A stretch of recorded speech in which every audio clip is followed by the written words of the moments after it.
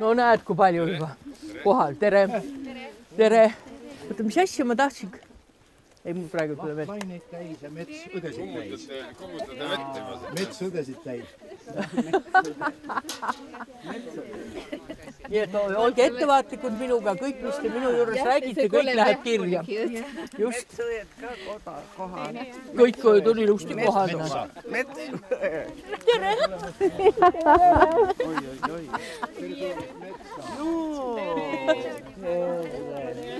Tore mets, eks ole. Ja nüüd on meil ainult üks asi tegemata. See on see palvepink. Ja minu meelest on seal probleem, ei ole ruumi. No aga see rist on juba nii võimas. Aga see risti tagant üks puu tuleb maha võtta ja siis saab palvepingiga. Aga ma mõtlen, et praegu on ka just tulime sealt väga äge. Kõva sõna. Aga nüüd me peame hakkama käima siit endale joogivett tooma. Aga mis ma enne võtan? Isabello peab enne ära pühits. Ei, üldse kahtlust ei ole. Me ainult oleme selles mures, et ei eksiks. Sellepärast, et nüüd enam-vähem sa vist tead, keerad Kaberneme peale enne, sealt keerad Neeme peale ja kui seda Neeme teed otse sõidad, siis tuleb maha keerata selle tee pealt, kui on Ihasalu keskus. Vaata, siia tuleb palvepink. Me ei jõudnud palvepingiga valmis. Sa vaatad, siit vaatad niiviisi. Meri ja see kõik. Vaat see tegelikult see ime juhtus natuke edasi ja need kivid on sealt toodud. Siin kõik räägitakse täna. Tegelikult selle risti taastaja räägib see ajaloolane, kes selle asja üldse meieni viis teravalt. Ja nii, et meil on see niisugune, täna tuleb tutvustus sellest asjast. Aga teeme siis nii, et vaheldumiisi, et mina teen omamoodi selle siis õnnistamist ära ja teie teete omamoodi. Või kuidas? Ei, ma arvan, selle ei ole mõtet. Ei, mõtet on, mina arvan, et on mõtet. Aga see selleks. Et see saad siis lihtsalt juures või lepime enne kokku, et pärast ei tuleks ütlemist. Just. Või esineda võtate eraldi sõna siis nende sõnavõtjate vahel, minul ei ole sõna antudki. Mulle on seal sõna antud. Siis jääme niimoodi. Kuidas nüüd kaameramehed on ükskõik kus kohas? Alati. Kas me hakkame peale või? Jah, kohe vaata tuleb see kari sealt pooga. Jah, meil ei ole protsessiooni rist ega midagi, kui ma nüüd nunnad on olemas ja tehke ruttu üks rist nüüd, siis võtame siit üks. Tahate risti saada, meil on ka kari. Mida saab ees kanda? Ei, kui siit läheme selle päris risti juurde. See on fotogeenne. Jah, absoluutselt. Aga nüüd, et kellele midagi kanda, sellele ma annaks oma riidehoiu. Lihtsalt, et praegu. See härra mees on see külavanem, tema juhatab sisse, eks ole, ja annab seda. Aga mina pean nüüd risti. Siia angeldage nüüd lagliga, sest minul ei ole. Birgitiinide klooster on naisklooster, see ei ole meestel mingisugust ütlemi. Kaev on külakaev. See on teas. Jah, risti juures on naiste võim. Siin on ikka minu võim. Et see on meie Ihasalu küla igivana veevõtu koht. Mina sain sellest allikast kuulda üsna varsti peale seda, kui ma Ihasalu külla elama olin asunud. Ma ei mäleta, kas see oli meie vana kõike teada Armide või oli see Oove, aga üks nendest igatahes mulle seletas, et siin on üks pioneerilaager ja seal on üks imekoht ehk allikas. Ja selle järel tõepoolest siit allikast sai vett võtmas käidud. Ma mäletan oma kodus, meie emal oli millegipärast 3 mehukatti kanistrit, sellel ajal vist muid asju polnud eriti poes olemas. Ja nendega ta siis seda vett tõi ja vesi tõepoolest maitses hea. Samal ajal oli selle territooriumi nagu haldajaks või omanikuks lõpuks Vineeri vabrik Tallinnas, kelle pioneerilaager siin ümberringi asus. Ja nüüd hiljaaegu sai siis üks meie tubli külamees Gert hakkama sellise vägitükiga, et ostis need maad sealt pankrotipesast üles. ja Gerdiga meie esimene jutt oli just sellest, et kuidas selle küla allikaga nüüd saaks nii toimetada, et see allikas saaks külarahva hoole alla tagasi antud. Ja Gert oli sellega lahkesti nõus, täna me siis olemegi siia kogunenud nüüd seda lepingut kinnitama. Kuna meil on täna Pirita kloostri õed kaasas ja see koht on ajalooliselt seotud kloostri ajalooga, siis on meil au kuulata koori ja laulame, nagu tollal lauldi Euroopa ühiskeeles, ladina keeles, taeva kuninganna hümni. Regina Celi. Lätare, alleluia, qui omque vero este portare, alleluia, resurrecție secund exit, alleluia, ora pro nobis Deum, alleluia. Gaudet letare Virgo Maria, alleluia. Quia seduxem luminos veri, alleluia. Oremus. Deus, qui per resurrectione Filii Tui Domini nostri Iesu Christi, mundum letificare dignatus est. Presta quesumus, ut per eius ecclesiam, et passionem et crucem, perpetua capiamus gaudia vitae, per eundem Christum Dominum nostrum. Amen. Sancta Birgitta, Ora pro nobis. meie abi on Issanda nimes, kes on teinud taeva ja maa. Palugem.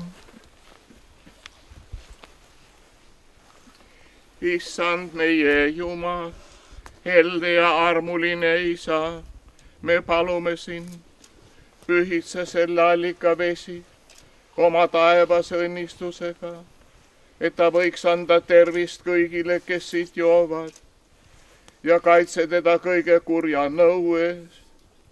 Nii et kõik, kes siit janu kustutust ja kosutust otsivad, võiksid osa saada sinu taevalisest väest ning võiksid karastatud südamest kiita sind, kõigi heade andide andjad. Nii palume Kristuse, meie Issanda nimel, kes koos sinu ja püha vaimuga elab ja valitseb igavesti.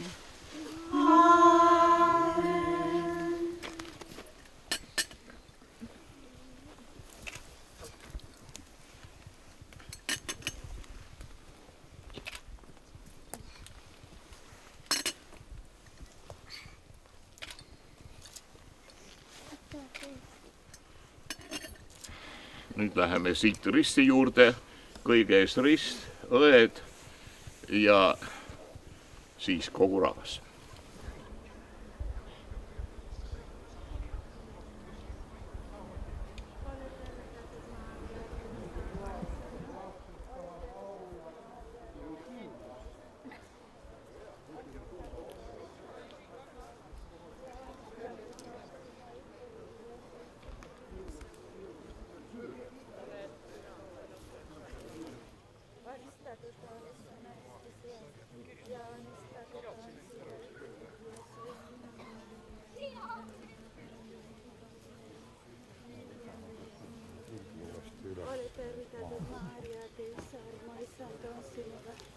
Anistatud oles sa naiste seast ja anistatud on sinu ihu Jeesus. Maria, Jumala ema,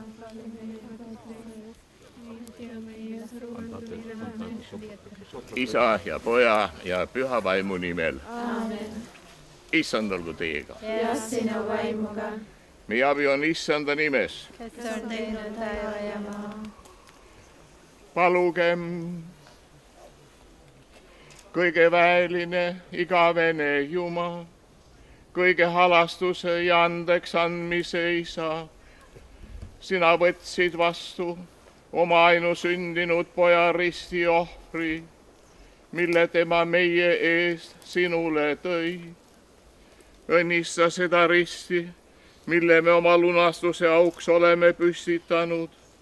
Anna armulikult, et kõik, kes seda näevad, võiksid sind kiita Kristuse risti eest ja leiaksid siit jõudu oma igapäevast risti kanda. Nii palume tema, meie Issanda Jeesuse Kristuse nimel, kes koos sinu ja püha vaimuga elab ja valitseb igavesti.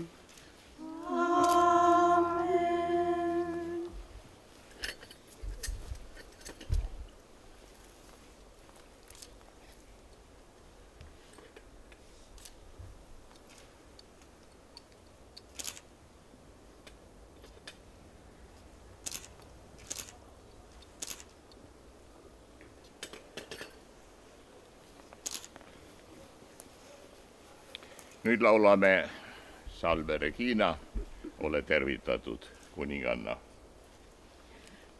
Salve Regina, Mater misericordiae, vita dulcedo, estes nostra salve, a te clamamus, exules filii Eve, a te suspiramus, gementes et flentes, in ad lacrimarum valle.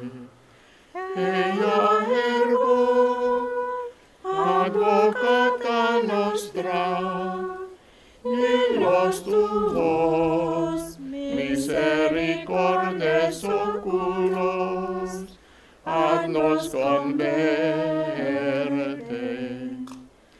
Et Iesu, benedictum fructum ventris tui, nobis post hoc exilium ostende.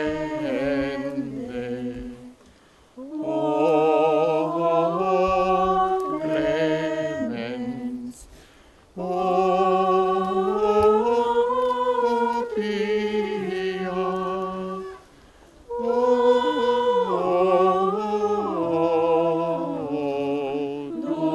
dulcis Virgo Maria. Sancta Maria, ora pro nobis. seda Maarja hümni lauldi ka 14. sajandil, mille peale me täna tagasi mõtlema ühenduses selle kohaga. Arvatavasti oskasid seda hümni laulda ka need kalamehed, kellest pärimus jutustab. Püha Birgitta kultus pärast tema kanoniseerimist 7. oktoobril 1391 oma hiilguse tipul oli. Samas nähtub kanoniseerimise aktidest, et vanal Liivimaal oli Birgitta austatud juba aastaid varem. Nimetatud dokumentides on fikseeritud sündmus, mis leidis aset 1376. aastal Tallinna lähedal Kabernemes.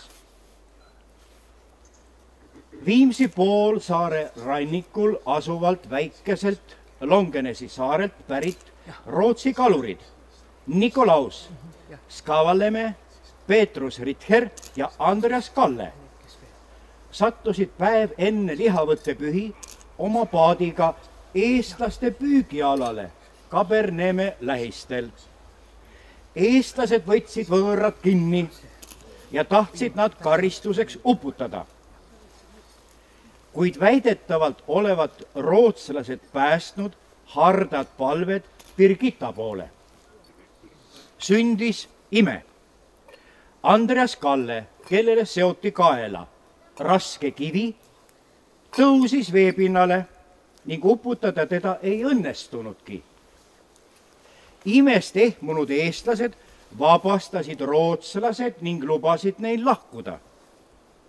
rootslased olevat nüüd taas Birgitta poole pöördunud, et ta aitaks neil puutumatult koju jõuda. Taas olevat sündinud ime, korraga tõusis vali tuul ning viis paadi ilma sõudmata ja purjedeta taas koduranda. Mehed andsid hiljem Vatstenas toimunu kohta tunnistusi. Selline lugu olevat juhtunud siin. 15 aastat tagasi hakkasin ma uurima siis Jõelähtme kihelkonna ja siin lähedal olevaid kabeleid. Ja kõige esimene koht, kuhu ma jõudsin, oli seesama Ihasalu, kus ma siis ringi jalutasin ja otsin seda võimalikku kabeli kohta ja kabeli aeda. Ja leidsin siis selle suhteliselt täpse Rootsi kaardi põhjal, oli seda päris lihtne leida. Huvitav oli see, et Jõelähtme kihelkonnas või siin lähedal oli kabeleid õige mitu. Ja ma siis võib-olla loetlen need ära, mis mulle toona ette jäid ja mis ma siis üles otsisin. Siin lähedal Ihasalu poolsaare tipus, võib öelda siis ka Neeme poolsaare tipus, oli üks kabel, mida siis on nimetatud või peetud kalurite kabeliks, mis oli päris pisik ja väike ja kui ma ei eksi, siis selle kabeli vundament on siiamaani nähtav. Ja Neeme külale iseloomulikult on see paekividest. Neeme külas paekivi nagu suurt ei leia. See oli siis Ihasalu järel järgmine kabel. Üks kabel, mida ma üles ei leidnud, oli veel siin lähedal ja arvatavasti need olid omavahel teedega ühendatud. See oli Kaberla kabel ja ka nimi Kaberla arvatavasti on tulnud sellest vanast muistsest kabelist. Teada on mägi, kus otsas ta oli, aga ükski kohalik inimene sellist mäge enam ei mäleta. Siis üks kabel oli Maardu mõisa juures, praeguse Kostivere ja Maardu või Saha tee ligidal ja Rootsi aegsetel kaartidel on märgitud selle kabeli peale või kaardil on märgitud, et siin oli kabel ja on üks rist. Ja kirjutatud, et seal oli siis üks kivi rist kabeli asupaigas. Üks kabel oli Parasmäe külas, see on siis Kostiverest natukene ida poole ja selle kabeli asukoht on ka enam-vähem teada, kus see kabel asus. Ja üks kabel asus Viimsi poolsaarel, mõtlen vanematest, mis Rootsi-aegsetel kaartidel märgitud on ja selle kabeli kohal enam-vähem asub praegu siis president Lennart Meri maja. Ja üks vana kabel, hästi huvitav, oli Piibemaante ääres ja selle kabeli nimi oli Linikoja kabel ja siiamaani on seal olemas bussipeatus Linikoja ja kui keegi sealt kunagi mööda sõidab, siis ma soovitan peatuda, et seal on tohutu järskude nõlvadega ürgorg, kus siis on voolanud kiirevooluline kitsas, aga sügav jõgi ja sealt lähedalt ma leidsin ka Hiie koha. Hiie koht muideks on olnud ka siin. Armiide, kohalikud inimesed veel mäletavad teda, rääkis ja näitas mulle kunagi, et tema vanaisa vanaema aegadel olid Hiie kännud umbes seal, kus praegu otsad elavad. Et seal lähedal oli siis Ihasalu Hiie koht. Mis aga seda paika puudutab, siis kõik me võime ju fantaseerida selle paiga saamisloo üle, aga arvatavasti esimene küla asus siit mitte väga kaugel ja selle küla esmamärkimine jääb sinna samma 14. sajandi lõppu ja asus siin selja taga pisut eemal edelasse jäävatel kõrgematel kohtadel ja see küla oli siis tuletatud jänese nimest, et see ei olnud Ihasalu küla, vaid oli seotud siis ühe metsaeluka, ühe jänesega hoopistükis. Ja ma ise olen arvanud, et selle kabeli võisid asutada tsistertslased. Kuna tsistertslaste klooster oli Kolgal ja kuna Kuusalu kirik asub Orus ja Kuusalu kiriku kõrval on olnud siis mitu allikat ja ühe peale on rajatud siis tiik. Ja kuna seal lähedal olid head põllumaad, siis kui vaadata siin Ihasalus ringi, siis selle oletatava kabeli asukoha ümber on samamoodi. Me käisime täna allikal. Siin on madal koht, lauge maa ja vanasti, kui siin metsa polnud, siis vanemad Ihasalu inimesed rääkisid ikka, kuidas siin kartulipõllud olid ja põlluvilja korjati ja kuidas siis mõnikord mõne koha peal luud maa seest välja tulid. Nii et ühe võimalusena võib täitsa olla, et selle kabeli asutasid omal ajal tsistertslased. Ja nagu ma olen kusagil kunagi maininud, et siis Jõelähtme kiriku kroonikas on kirjas ka see, et kui pärast Põhjasõda hakatakse loetlema Jõelähtme kiriku kabeleid, siis räägitakse mitmest kabelist, aga viimase juurde ei jõuta. Küll räägitakse sahakabelist ja pranglikabelist ja siis, kui järgi jõuab kolmanda suure kabeli juurde, siis seal valitseb tühjus. Ja arvatavasti siis Vrede, kes omal ajal seda kirjutas, soovis kirjutadagi Ihasalu kabelist, aga kuna inimesi oli pärast sõda ja katku alles jäänud nii vähe, siis oli informatsiooni nii vähe, et ta jättis kirjutamata. Ja selle üle on mul hästi kurb meel, et muidu oleks olnud, kuna Vrede kirjutas üles väga toredaid lugusid, kes ei ole kroonikat lugenud, sirvige ja lugege, et siis oleks kindlasti nii mõnigi humoorikas pärimus võib-olla talletatud saanud. Birgitta legend, mis väidetavalt üles kirjutati 1376, teda legendiks võib-olla nii väga nimetada ei saagi, kuna ta kirjutati üles Vatstena kloostris tunnistajate juuresolekul. Seal on teada täpselt inimesed, kes siin olid, nimed ja isegi nii, et ta on ikkagi selline pigem dokument, võib seda lugu nimetada, ja kas need mehed nüüd valetasid või ei valetanud, see on nüüd juba teine asi. Et mina arvan, et see ei olegi nii väga legend. Kas see juhtum, mis nad nüüd rääkisid, kui adekvaatselt see hiljem edasi kanti sinna Rooma poole, kus siis seda lugu kasutati Püha Birgitta kanoniseerimiseks, see võib olla natuke muutunud, aga võib-olla ka mitte. 14. sajand, see aeg siis, kuidas ta Eestis seostub, eelkõige me siis kõik teame sellest sajandist muidugi Jüriöö ülestõusu. Birgitta oli tema siis kaasaegne, ta oli siis 40-aastane, kui see toimus, 1343. Pärast Jüriöö ülestõusu müüdi siis siinsed Taani kuningale kuulunud alad Saksa ordule, kes nad andis üle siis Liivi ordu harule 1346. Ja nüüd see sama sündmus siis dateerub siis umbes 1376 ja järgmine dokument, millega seda kohta saab nimetada, ongi 1387, kui siis mainitakse esimest korda seda kohta nimega Jeneselke seoses Ihasaluga. Jeneselke võib arvatud, et on jänesega seotud, mina arvan, et ta on hoopis jääga seotud, aga see on täiesti omaette teema. Ja see dokument siis kajastas sellist fakti, et Tallinna komtuur tohtis hoida siin poolsaarel 4 nagu maja või kas siis hütti või maja või talu ja nende juures väikest põldu, mitte rohkem.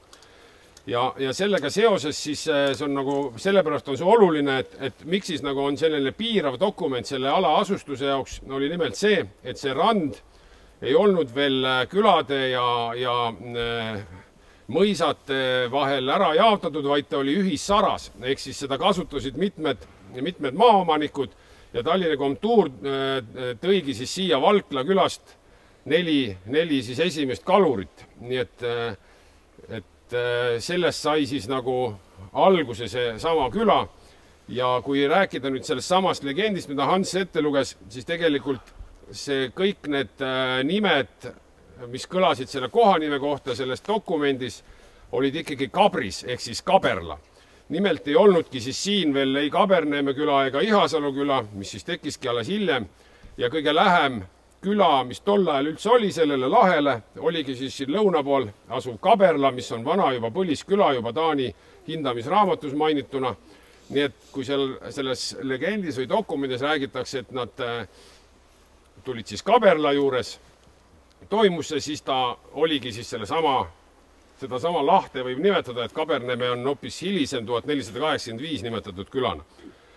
Ja järgmine dokument, millega seda kohta on seostatud, on 1389 aastal, kui ühes dokumendis mainitakse ühte karikat ja raamatut seoses jälle Kaberlaga, siis Tallinna kunagine arhivaar Paul Johansen, kes on kindlasti Eesti kõige tugevam keskaja dokumentide tundja ja teadja, ongi siis sellega seoses arvanud, et see kabel võis olla just nimelt see kabel, mis läks Kaberlast Ihasalu tee ääres olev ja mis hiljem nimetatakse Ihasalu kabeliks.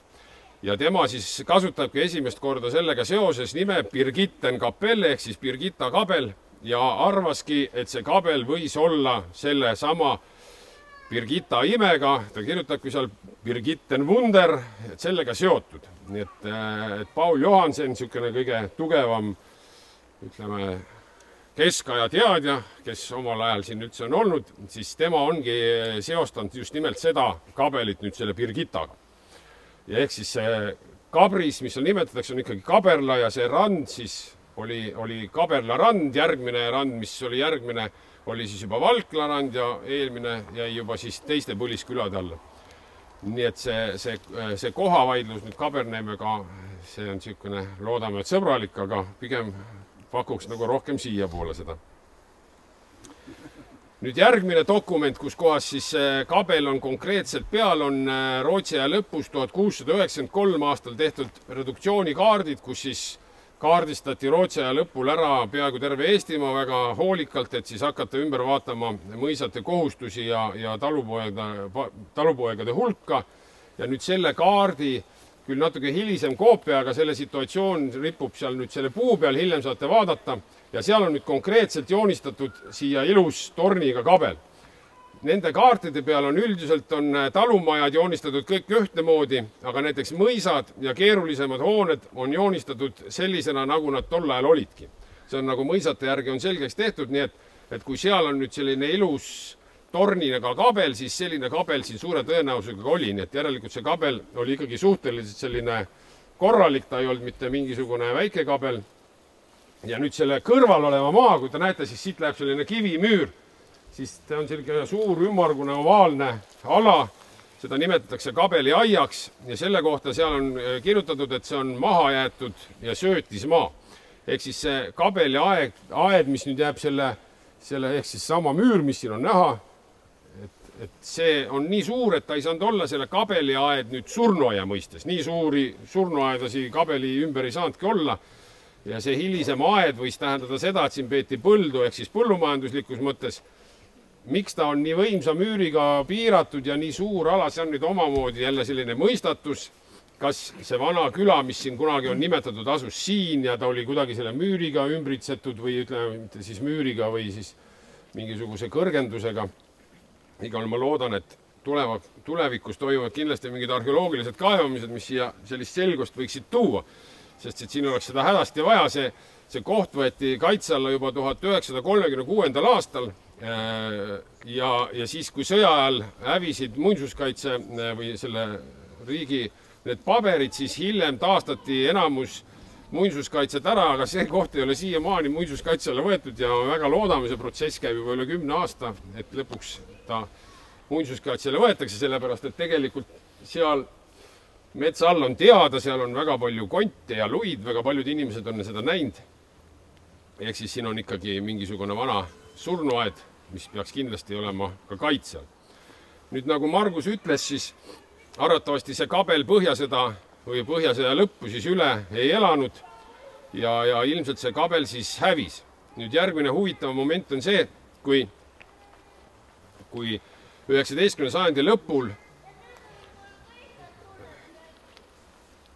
Jüri Truusmann, kes oli küll õigeusklik, aga väga haritud mees, üks tolle aja haritumaid niisuguseid, ei saa öelda estofiile, kuna ta oligi eestlane, vaid kes uuris nagu Eesti kultuuri, kirjutab selle koha kohta niiviisi, et 19. sajandi alguses on inimesed siia ehitanud ilmselt siis selle vana kabeli koha peale miniatuurse kabeli.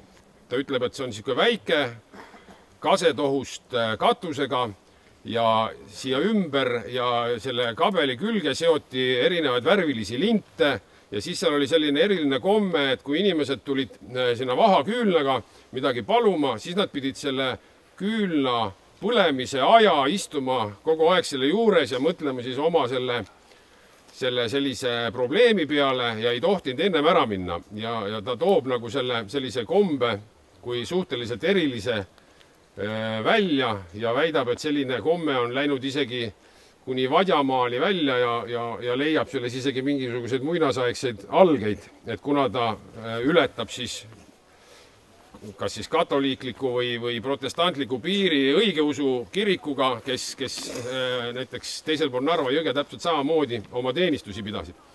Ja siis hiljem ta ütleb, et 19. sajandi teisel poolel siis kohalik kirikuõpetaja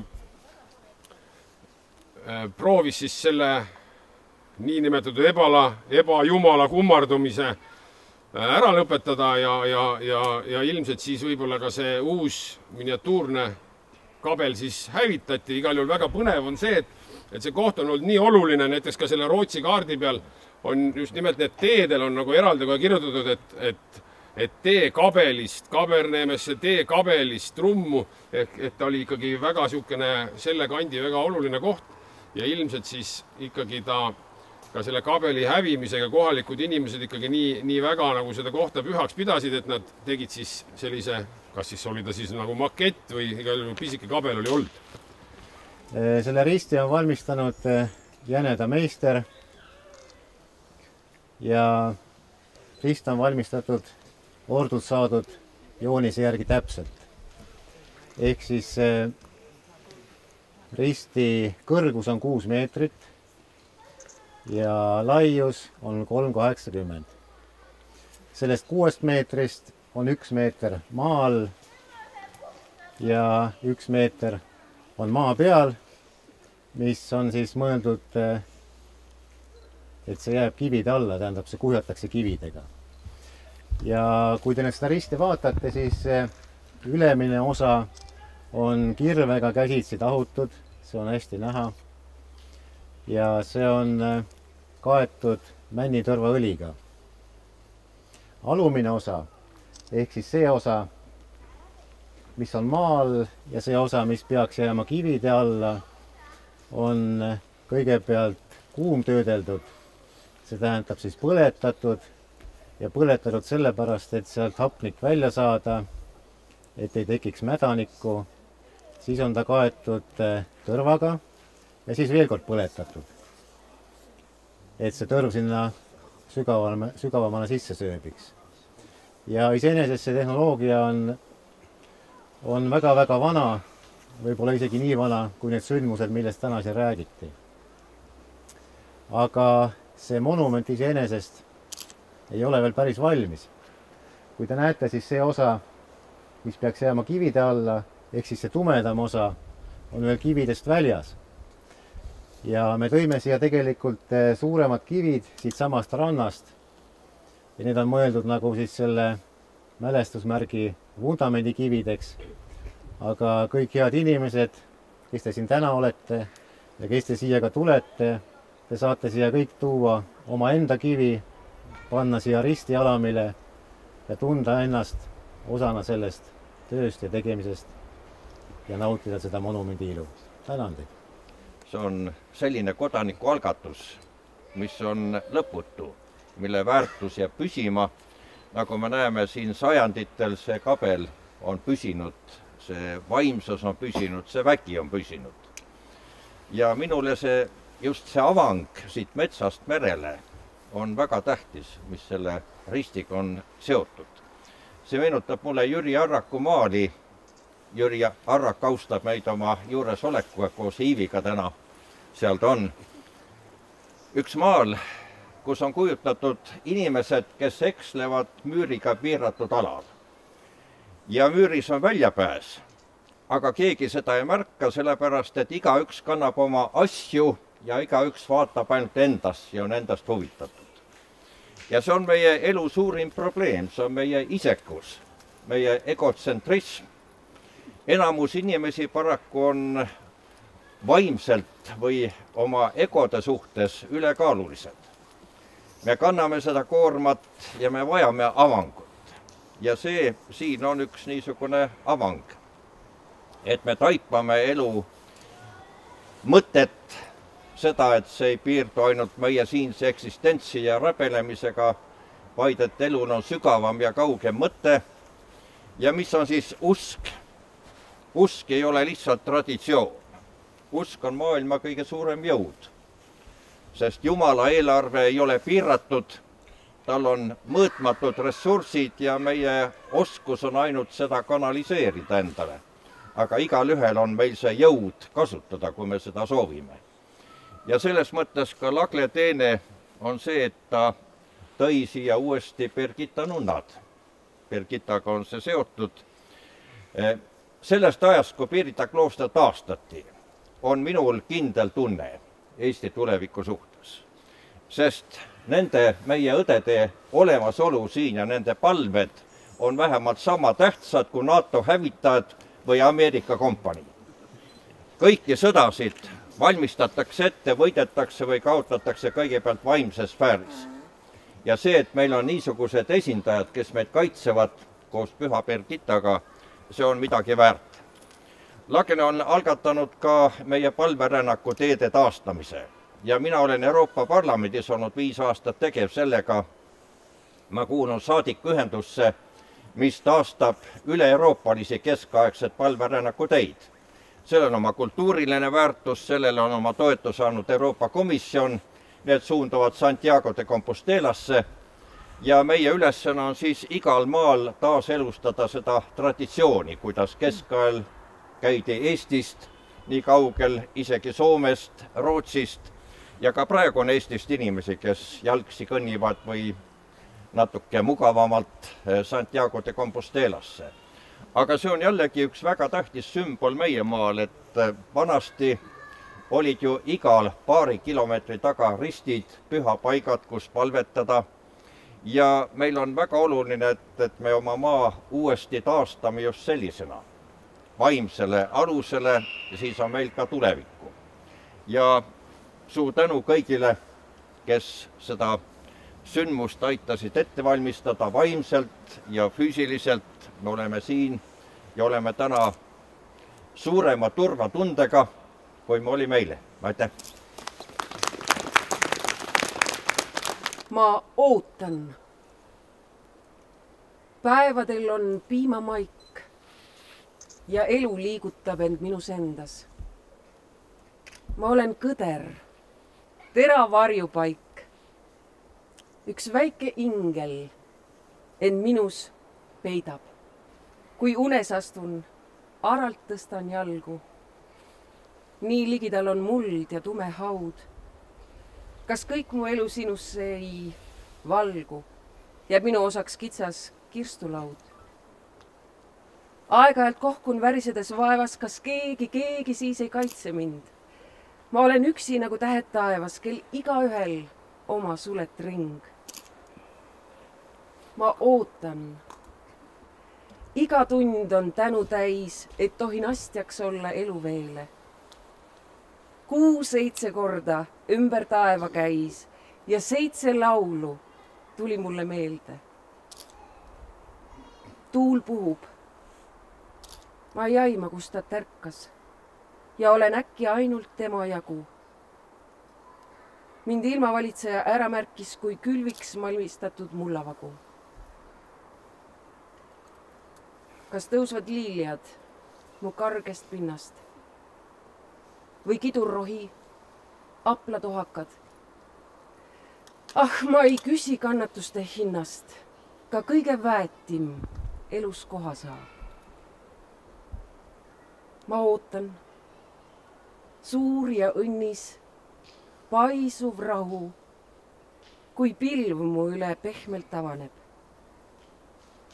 Mu tänu enam südame ei mahu ja kiidulaulus huultelt avaneb. Ave Maria, gratia plena, Dominus tecum, benedicta tu in mulieribus, et benedictus fructus ventris tui, Iesus Christus. Halleluja.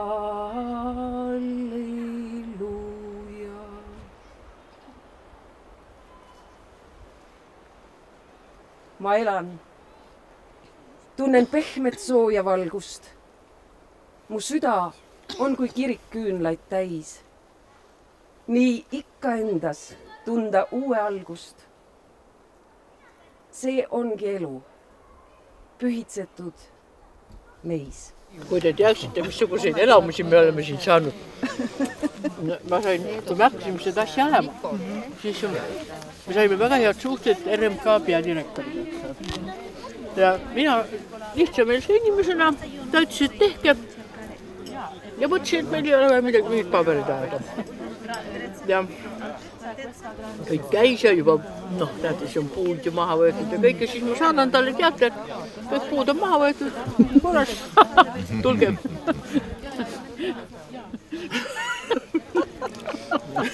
Ei, koht on aus.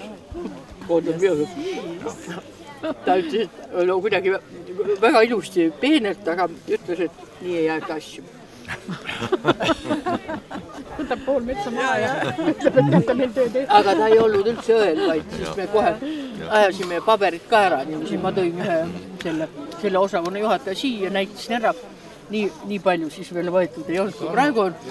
Aga kõik anti meile luba ja RMK nagu annetas need puud kuidagi, see on, nad peavad läbi kandma paber. On riigimetsa ja see on väga tähtis ja väga kõva asutus tegelikult, väga kõva asutus. Aga igatahes ilma pahandusteta me saime hakkama, aga ühel momendil oli väga pingeline, sest kõik oli klaar, eks ole. Rist oli valmimas, raiutud oli, kõik oli klaar. Ja järsku oli matakast teada, et nii kasju ei aetud.